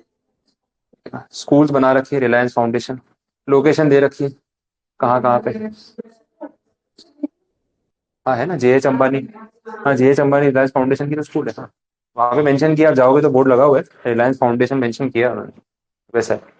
तो कितने स्टूडेंट्स पढ़ा रहे हैं, कितने टीचर्स और स्टाफ है। और जेएच अंबानी का काफी अच्छा नाम है एजुकेशन वाइज। स्कूल एडमिशन नहीं मिलता, बड़ी मुश्किल से मिलता है, बिकॉज पहली प्रायोरिटी रिलायंस के एम्प्लॉयज के जो बच्चे हैं, उनको मिलती है। तो नॉन रिलायंस एम्प्लॉय के लिए तो मतलब नेक्स्ट टू इम्पॉसिबल है कि वहाँ एडमिशन मिल जाए, तो बड़ा टफ है। स्कूल अच्छी है। ये सब डिटेल्स, ये सब अपने बॉलीवुड वालों के सबके बच्चे यहीं पढ़ते हैं। उनका एनुअल फंक्शन होता है ना, तो शाहरुख खान बैठा है, शाहिद कपूर बैठा है, करीना बैठी है, ठीक है। तो ये सब बैठे होते हैं, तो हाँ, इनके लिए अलग स्कूल बना रखी है। हाँ, तो इनका तो मतलब एनुअल फंक्शन ही अलग लेवल का, ऐसा लगता है आईफा अवार्ड रखा हुआ है। सारे सारे बॉलीवुड वाले हैं उसमें। हाँ, स्टार किड्स का अलग चल रहा होता है, हाँ। वो भी अलग दुनिया है ना उनकी भी, तो वैसा है। तो ये इसके बारे में बता रखा है कि ये स्कूल अलग चल रही है। स्कॉलरशिप प्रोवाइड करते हैं, सब कुछ है। देखो एक एजुकेशन सेक्टर में भी कितना कुछ कर रखा है। ये education and sports for all, वो जो आईपीएल वाला चलता है, उसमें जो स्टूडेंट्स आते हैं, early childhood care education in India, सारे एज ग्रुप कवर कर लिया ना। ये यहाँ से लेके वो जीओ इंस्टीट्यूट तक, हायर स्टडीज तक। ले एक बार आप रिलायंस के चाइल्डहुड केयर सेंटर में जाओ, वहां से लेके सीधा ग्रेजुएट होके निकलो। Reliance foundation teacher awards. ये जो एग्जाम है ना, मैंने एक बार अपियर की थी, ये centre for teacher accreditation, Santa करके एक ऑर्गेनाइजेशन है, उसमें रिलायंस फाउंडेशन मेन इन्वेस्टर है, उन्होंने फाउंड किया। तो बीच में कुछ 3-4 साल पहले काफी इसका प्रमोशन हुआ था। और जितने भी ट्यूटर्स थे या जो भी लोग स्कूल टीचिंग या कॉलेज टीचिंग से एसोसिएटेड है, तो उनके लिए सब मैसेज सर्कुलेट किया था कि आप फॉर्म भरो और एग्जाम दे सकते हो। और स्कॉलरशिप्स थी, तो स्कॉलरशिप में पैसे मिले भी थे वैसा है। तो उसमें कुछ 400-500 रुपए का फॉर्म था। फिर आपको सब्जेक्ट सिलेक्ट करना है कि आपको इंग्लिश में आपका जो भी एक्सपर्टीज है, मैथमेटिक्स है, साइंस है या लिटरेचर है, तो उसके हिसाब से टीचर्स का एग्जाम दिया। और जिनका बेस्ट रैंकिंग आया ना, उनको उन्होंने फिर कुछ ना कुछ स्कॉलरशिप और प्राइजेस दिए। और अच्छा खासा 1 लाख रुपीज तक का स्कॉलरशिप या प्राइज मनी था, जिसका भी रैंकिंग सबसे बेटर होगा। और कुछ फॉरेन ट्रिप और वो सब भी था, तो अच्छा था। अब मैंने मैथमेटिक्स वाला सिलेक्ट किया था, वो स्कूल वाला 5 to 8 स्टैंडर्ड वाला। मैंने चल देख के आ जाते हैं, देखते तो है कैसा होता है। तो उसमें जो रैंक है वो अच्छी आ गई थी, 2,000 रुपये स्कॉलरशिप में मुझे मिले थे। तो 500 भरे और 2,000 वापस आ गए वैसा। हाँ, तो वही और। हाँ, तो अच्छी बात है ना। हाँ, तो ये देखो ये लिखा है ना।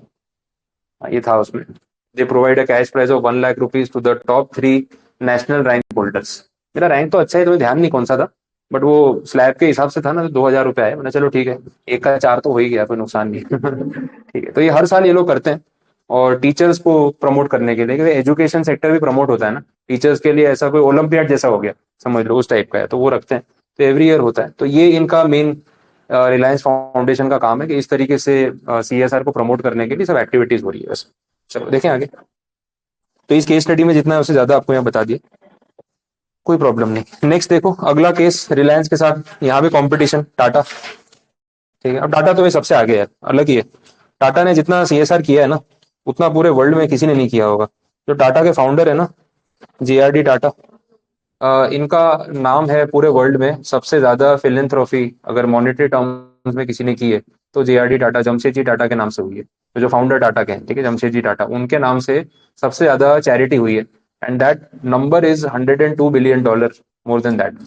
ठीक है, इंडिविजुअली किसी के नाम से अगर इतना पैसा डोनेट हुआ है, तो that is the founder of Tata group. तो $102 बिलियन तो मैं 1-2 साल पहले का नंबर बोल रहा हूँ, अभी तक तो वो नंबर और बढ़ गया होगा। तो हाईएस्ट इंडिविजुअल फिलेंथ्रोपिस्ट पूरे वर्ल्ड में जो है वो उनका नाम है। बाकी और भी बहुत लोग हैं जिन्होंने अपनी वेल्थ डोनेट की और काफी बिलियंस ऑफ डॉलर डोनेट किए, लेकिन इंडिविजुअली अभी भी नंबर 1। अब टाटा ने जो जमशेदपुर सिटी डेवलप हुआ, जहाँ टाटा का स्टील प्लांट है, उसकी पूरी केस स्टडी वो CSR का सबसे बड़ा एग्जाम्पल है। पूरा सिटी उन्होंने डेवलप किया है, नॉट ओनली अ फैक्ट्री। क्योंकि जहाँ टाटा का स्टील प्लांट है वहां पे, वो टेरिटरी स्टील प्लांट सेटअप करने के लिए सबसे आइडियल लोकेशन थी, बिकॉज स्टील का जो रॉ मटेरियल है माइनिंग से वहां पे इजीली अवेलेबल था, और कहीं और सेटअप करते तो ट्रांसपोर्टेशन कॉस्ट और वो सब लग जाता। तो दे डिसाइडेड कि हम यहाँ फैक्ट्री स्टार्ट करेंगे। और वो एरिया पूरा जंगल था, आसपास कितने किलोमीटर तक कुछ भी नहीं। अब अगर वहां पे फैक्ट्री स्टार्ट करोगे तो कैसे काम चलेगा, मतलब लेबर कैसे आएगी, वर्कर्स कैसे आएंगे, 50 किलोमीटर 100 किलोमीटर को रोज ट्रैवल करके तो आएगा नहीं। तो डेफिनेटली उनको वहां पे स्टील प्लांट के साथ साथ एम्प्लॉयज और वर्कर्स के रहने की जगह तो बनानी थी। अब जमशेदजी टाटा और ये लोगों ने जब ये स्टार्ट करने की बात की, तो दे डिसाइडेड कि हम सिर्फ फैक्ट्री नहीं बनाएंगे, एम्प्लॉय क्वार्टर या सर्वेंट क्वार्टर नहीं बनाएंगे, उनकी बेसिक लाइफस्टाइल का भी ध्यान रखेंगे। अब जो लोग वहां रहने आएंगे उनको बेसिक नेसेसिटी की चीजें नहीं चाहिए होंगी, भाई किराने की दुकान है, बच्चों की स्कूल है, अब बाकी सारी चीजें हैं, तो जरूरत पड़ेगी। तो बोला इसका भी सेटअप करेंगे। अब सोचो वो उनका लुकआउट नहीं था वैसे देखा जाए तो, कि भाई सारी इंफ्रास्ट्रक्चर फैसिलिटी देनी है, तो क्लिनिक और हॉस्पिटल भी उन्होंने डेवलप करवाए, पब्लिक गार्डन भी डेवलप करवाए। कि बोले ये सब चीजें भी तो जरूरी है, एक सिटी में एक टाउन प्लानिंग में ये सब चीजें नहीं होती क्या? तो जॉब खत्म करने के बाद बंदा अपनी फैमिली को लेकर कहाँ जाएगा, अगर वो ऐसे जंगल के बीच में स्टील प्लांट के आसपास रह रहा है, तो कुछ बचेगा ही नहीं। अब ये सब प्लानिंग करते करते करते ऑलमोस्ट पूरा सिटी डेवलप कर दिया। तो जमशेदपुर नाम ही उस हिसाब से रखा है फाउंडर के ऑनर में, कि भाई उन्होंने पूरा सिटी डेवलप किया, बाकी अदरवाइज वहां पे कुछ नहीं था। तो that is a plus point कि कितना बड़ा उन्होंने वो रोल वहां पे प्ले किया। दूसरा, जो आज अपन लेबर लॉज में पढ़ते हैं ना, provident fund, pension fund, employ state insurance, gratuity, इसमें से 90% चीजें टाटा ग्रुप की इनोवेशन है। उन्होंने ये सारे एक्ट तो अपने 50s 70s में आए, इन्होंने ये सब उसके पहले स्टार्ट कर दिया था, बिफोर इंडिपेंडेंस, अपने एम्प्लॉयज के लिए वेलफेयर फंड। वहां से इंडियन गवर्नमेंट ने वो बोलते हैं ना इंस्पिरेशन लिया कि हमें ऐसे लॉज बनाने चाहिए, क्योंकि ये कंपनी फॉलो कर रही है। तो ये रिवर्स केस है, गवर्नमेंट पॉलिसी लाती है, हम अडॉप्ट करते हैं। यहाँ एक प्राइवेट कंपनी पॉलिसी लाई, गवर्नमेंट ने अडॉप्ट की। तो इससे बड़ा CSR तो शायद ही हो सकता है वैसा। तो ये सारी बातें यहाँ पे लिखी है इन्होंने, हिस्ट्री आपको मिल जाएगी, देख लो। उसमें आप ओवरऑल देखोगे पेज 15 पे मेंशन किया है, the company instituted 8 hour work day in 1912, कि भाई 8 घंटे से ज्यादा काम नहीं कराना है।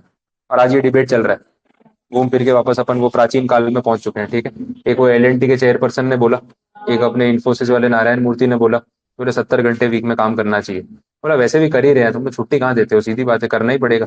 बोले नहीं, 70 आवर्स तो काम करना ही चाहिए। अब पूरे वर्ल्ड में रिवर्स डिबेट चल रहा है, इंडिया में रिवर्स चल रहा है। यहाँ बोल रहे 70 आवर्स काम करो, बाकी कंट्रीज में वैसा हो गया है कि वो 5 days week, 4.5 days week, 4 days week पे एक्सपेरिमेंट चल रहा है, कि भाई 4 दिन काम करेंगे, 4.5 दिन काम करेंगे, उसके बाद नहीं। तो कितने सिटीज और कंट्रीज में वो लोग एक्सपेरिमेंट कर रहे हैं, मंडे टू थर्सडे 4 दिन काम करो, फ्राइडे हाफ डे, बाकी 2.5 दिन छुट्टी। 5 डेज वीक भी है, 4 डेज वीक भी है, मंडे टू थर्सडे। कितनी कंपनीज में ऑल्टरनेट डेज कर दिया, कि भाई 3 दिन आना है, मंडे वेडनेसडे फ्राइडे या सैटरडे, बाकी 4 दिन छुट्टी। हाइब्रिड कर दिया, हफ्ते में 2 दिन ऑफिस जाओ, बाकी दिन घर से काम करो। काफी कंट्रीज में कॉमन है, इंडिया में अभी कोविड में आया था, लेकिन बाकी कंट्रीज में, मेरा फ्रेंड अभी कनाडा में, उसका वैसे ही है। तो 2 दिन जाना होता है, मंडे और फ्राइडे, बाकी 5 दिन घर पे। तो सैटरडे संडे तो छुट्टी है, उसमें कुछ काम आ जाता है, चलो वो ठीक है, वो क्या इंडियन काम कर रहे होते तो वो छोड़ते नहीं ना, मैनेजर भी इंडियन है उसका, तो पकड़ ही लेता है उसको, तो वो अलग चीज है। बेचारा छुट्टी मांग के इंडिया आया ना, तो भी इंडिया में काम करा रहा है उससे। वो लीव एप्लीकेशन 3 महीने पहले ही डाल दी थी टिकट बुक कराते टाइम कि ये तारीख से ये तारीख में अवेलेबल नहीं हो, घर में फंक्शन है, इवेंट है, ये है, वो है। लेकिन फिर भी वहां से मेल तो आते रहते हैं, शाम को मीटिंग है, 1-2 घंटे के लिए आ जाओ। फिर वो 2 घंटे की मीटिंग कब तक चल रही है पता नहीं, तो छोड़ते नहीं है। लेकिन बाकी ये है कि हाइब्रिड कर दिया, तो आपको हर रोज ऑफिस जाने की नीड नहीं, तो वो सब चीजें हैं।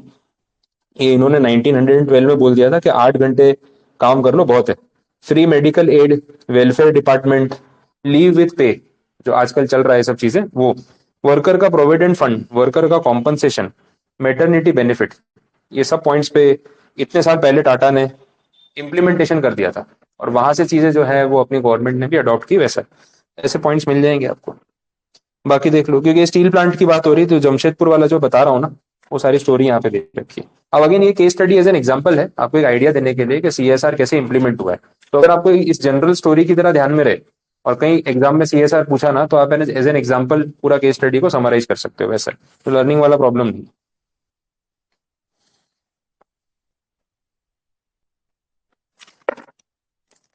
इसके बाद भी एक केस का रेफरेंस है, अगेन एग्जाम के लिए नहीं है, रीड ओनली केस है। आप पढ़ लोगे तो भी ठीक है, नहीं पढ़ोगे तो भी ठीक है, तो मैं उसको फिर डिस्कस नहीं करवा रहा हूँ। और लास्ट पार्ट है इस चैप्टर का, दैट इज कॉर्पोरेट गवर्नेंस। अपना सब्जेक्ट ही आने वाला है ग्रुप 1 गवर्नेंस के बारे में। तो कॉर्पोरेट गवर्नेंस में बेसिक बात की है मैनेजमेंट की, कि भाई कंपनी को चलाना कैसे। स्टार्टिंग में आपको इंट्रोडक्शन मिलेगा और नेक्स्ट पेज पे इसके ऑब्जेक्टिव्स, अगर शॉर्ट में समराइज करना है तो ऑब्जेक्टिव्स पे आ जाओ, वो बेटर है, क्योंकि वहां से आपको आइडिया लग जाएगा कि लिखना क्या। एक शॉर्ट नोट बन जाए ना, उतना आंसर चाहिए अपने को इसमें, और कुछ भी नहीं। देखो क्या बोला, corporate governance is aimed at creating an organisation which maximises the wealth of the shareholders, ये आइडिया है उनका। It envisages an organization in which emphasis is laid on fulfilling the social responsibilities towards the stakeholders in addition to earning profits। तो भाई profit कमाना तो अपनी जगह है, सोशल रिस्पॉन्सिबिलिटीज का भी ध्यान रखना है और स्टेक होल्डर्स की रिक्वायरमेंट्स का भी ध्यान रखना है, वो बोला। ऑब्जेक्टिव्स में सबसे पहला, properly constituted board capable of taking independent decisions. Board of directors का अपॉइंटमेंट लीगली और प्रॉपर तरीके से होना चाहिए, ताकि वो लोग प्रॉपर डिसीजन मेकिंग कर सके। और नॉन एग्जीक्यूटिव और इंडिपेंडेंट डायरेक्टर्स का भी उसमें होना जरूरी, ये सब कंपनी लॉ में आप पढ़ चुके हो, तो उनकी इंपॉर्टेंस क्या है, ये वैसी बात है। ट्रांसपेरेंट प्रोसीजर्स और ट्रांसपेरेंट प्रैक्टिसेस फॉलो करे तो अच्छा है। वो छुपा के काम करना, शेडी प्रैक्टिसेस यूज करना, प्रॉफिट कमा तो रहे हैं लेकिन कैसे आ रहा है समझ नहीं आ रहा, ये सब चीजें आप करो ना, तो आज के टाइम में बिल्कुल काम नहीं करता, ये उल्टा हो जाता है। प्रॉफिट कितने भी दिखा लो, लेकिन तरीके पे डाउट है ना, तो इशू है। अदानी ग्रुप के ऊपर काफी बार ये इश्यूज आते हैं कि भाई अदानी का काम करने का तरीका समझ में नहीं आता, और बहुत लोग उस वजह से अदानी में इन्वेस्ट नहीं करते। जिनको जुआ खेलना है वो कर रहे हैं। बड़े बड़े म्यूचुअल फंड हाउसेस अदानी में इन्वेस्ट नहीं करते। तो बीच में जब वो हिंडनबर्ग वाला मैटर हुआ, तो अदानी के नाम से म्यूचुअल फंड भी गिर रहे थे। तो सारे म्यूचुअल फंड हाउसेस के जो पोर्टफोलियो मैनेजर्स हैं, उन्होंने ऑफिशियली स्टेटमेंट दिया कि भाई म्यूचुअल फंड में कोई टेंशन नहीं है। अदानी के स्टॉक 85% तक गिरे थे, 80% तक। अगर वो गिर भी गए हैं, आप म्यूचुअल फंड और एसआईपी को स्टॉप मत करो, उसको बेचो मत, बिकॉज हमारा पोर्टफोलियो में कहीं भी अदानी के कोई स्टॉक्स नहीं है। और आप चाहो तो ऑनलाइन चेक कर सकते हो, वो भी ओपन है। ऐसा थोड़ी ना पोर्टफोलियो मैनेजर छुपा रहा है कि कौन सी कंपनी में पैसे लगाता है, क्योंकि आप 1,000 रुपए महीने की एसआईपी भर रहे हो ना, वो उसमें से 50 स्टॉक खरीद रहा है, बट वो 50 स्टॉक की लिस्ट गूगल पे अवेलेबल है, तो ओपन है। तो बोला आप चेक कर लो, अदानी के कोई कंपनी में हमने इन्वेस्ट ही नहीं किया है। तो जब इन्वेस्टमेंट ही नहीं है तो क्यों अननेसेसरी एसआईपी को इम्पैक्ट कर रहे हो, चल रहा है उसको चलने दो। तो क्लैरिफिकेशन क्यों देना पड़ा, बिकॉज सबको पता है कि रेपुटेशन कैसी। प्रॉफिट होगा, बड़ा नंबर होगा, बहुत जगह दिखता होगा, लेकिन कैसे काम हो रहा है, कितनी ट्रांसपेरेंसी है, उसका इशू है। उसके तो ऑडिटर्स ने रिजाइन कर दिया था, अदानी एंटरप्राइज के ऑडिटर्स। केपीएमजी या फिर डेलॉइट, दो में से एक फॉर्म थी, मैं नाम भूल रहा हूँ। तो दोनों में से एक फॉर्म थी जिनको मतलब हायर किया था, और इंडिया के बिग 4 जो फॉर्म्स हैं उसमें इनका नाम आता है। उन्होंने रिजाइन कर दिया कि हम अदानी की ऑडिट रिपोर्ट नहीं देंगे, क्योंकि एक जो मेन उनकी कोर कंपनी अदानी एंटरप्राइजेस, उसके लिए इनको अपॉइंट किया। लेकिन बाकी कंपनीज के लिए ना छोटी छोटी ऑडिट फॉर्म्स को अपॉइंट किया, तो ऑडिटर अलग अलग रखा है कंपनी वाइज। अब क्या है ना, एक कंपनी का पैसा दूसरे में जाता है, दूसरे का पहले में आता है, तो इसको एक के अकाउंट दिखाते हैं, दूसरे के नहीं दिखाते। और डेलोइट वाला बोल रहा है मुझे आपकी दूसरी कंपनी के अकाउंट्स में से देखने दो, ये फंड आया कहाँ से गया कहाँ से, तो आंसर ही नहीं कर रहे। वो दूसरी फॉर्म ऑडिट कर रही है, वो देख लेगी, आपको तो ये देखना ना यहाँ से पैसे उनको दिए, भाई क्यों दिए, कहाँ गए, क्या रीजन है, हम ऑडिट रिपोर्ट में क्या लिखेंगे। तो इतने फ्रस्ट्रेट हो गए, उन्होंने बोला हम बैकआउट कर रहे हैं, डिस्क्लेमर दे दिया कि हम इस पे रिपोर्ट नहीं करेंगे, आप किसी और से करवा लो। अब अगर ऐसी न्यूज मीडिया में आती है, तो पहली बात तो क्या पॉलिटिकल है, इस न्यूज को इतना हाईलाइट होने नहीं दिया। लेकिन जो पढ़ रहा है, कहीं ना कहीं इकोनॉमिक टाइम्स में, न्यूज़पेपर में कहीं तो आया होगा, तो इंप्रेशन क्या क्रिएट हो रही कि यार कुछ लोचा होगा अंदर, तभी तो छुपा रहे हैं। ये तो इतनी बड़ी कंपनी है, छुपाने की क्या जरूरत है? ऑडिट है तो ट्रांसपेरेंट रखो, वहां से ना वो कहीं ना कहीं वैल्यूएशन खराब हो जाती है वैसे। तो ये सब points. Board has an effective machinery to serve the concerns of the stakeholders, ठीक है। To monitor the functioning of the management team, उन पे नजर रखना, ध्यान रखना। Properly constituted board is capable of taking independent decision, वो बात रिपीट कर दी, नीचे वापस पॉइंट रिपीट हो रहा है। इंडिपेंडेंट डायरेक्टर वाला पॉइंट भी सेम है, ट्रांसपेरेंट प्रोसीजर भी सेम है, दो दो बार लिख दिया, ओहो। अच्छा, सारे पॉइंट रिपीट हो गए, मतलब चार पांच ही पॉइंट्स हैं, ऐसे कैसे कर दिया, दो बार लिख दिया। मॉड्यूल में ही एरर होगा मे बी, ठीक है कोई बात नहीं। तो अच्छा है, चलो अपने पॉइंट्स कम हो गए। लास्ट में लिखा ही है कि ये गवर्नेंस का पूरा जो टॉपिक है ये मेनली आपका पेपर 1 में कवर होगा, ईएसजी में, यहाँ सिर्फ इसकी समरी है, तो पूरा सब्जेक्ट ही आने वाला है, तो ऐसे प्रॉब्लम नहीं आएगी। अब गवर्नेंस में क्योंकि बात मैनेजमेंट की हो रही है, आपका रोल भी रहने ही वाला है, और ये सेम पॉइंट्स है जो अपन कल आपका आंसर देख रहे थे, वो एडवाइजरी और वो सारे जो 6 पॉइंट्स देखे। तो बोर्ड मीटिंग कंडक्ट करना, जनरल मीटिंग कंडक्ट करना, कमेटी की मीटिंग ऑर्गेनाइज करना, ये भी तो गवर्नेंस का पार्ट है। स्टेक होल्डर से कम्युनिकेशन रखना, ये भी गवर्नेंस का पार्ट है, ठीक है। तो वही सारे पॉइंट्स आप यहाँ पे भी समराइज करके लिख सकते हो वैसा। ये टॉपिक ऐसे हैं सीएसआर और गवर्नेंस जो इस चैप्टर का या इस सब्जेक्ट का पार्ट नहीं है, और टॉपिक्स है, तो अपने कितनी बार इसको साइडलाइन कर देते हैं और एग्जाम में यही उठा लेते हैं। तो मैं इसलिए थोड़ा डेप्थ में जा रहा हूँ, भले थोड़ा सा थियरेटिकल और बोरिंग सा है, लेकिन वो डिस्कस करना जरूरी है, बिकॉज पेपर में आएगा तो आपको आइडिया होना चाहिए। सुना होगा ना तो एटलीस्ट लिख पाओगे, नहीं तो स्किप हो गया तो फिर पूरा गया, तो वो नहीं करना बस, ठीक है। तो ये टॉपिक आपका यहाँ पे कंप्लीट है, कॉर्पोरेट गवर्नेंस। आपको कुछ पूछना हो पूरे चैप्टर में, कुछ नहीं समझ आया तो बता दो, क्लियर है सारे पॉइंट्स, ठीक है। बस तो इतना रखते हैं इसमें, रिमेनिंग चीजें फिर कल कंटिन्यू करेंगे, नया चैप्टर।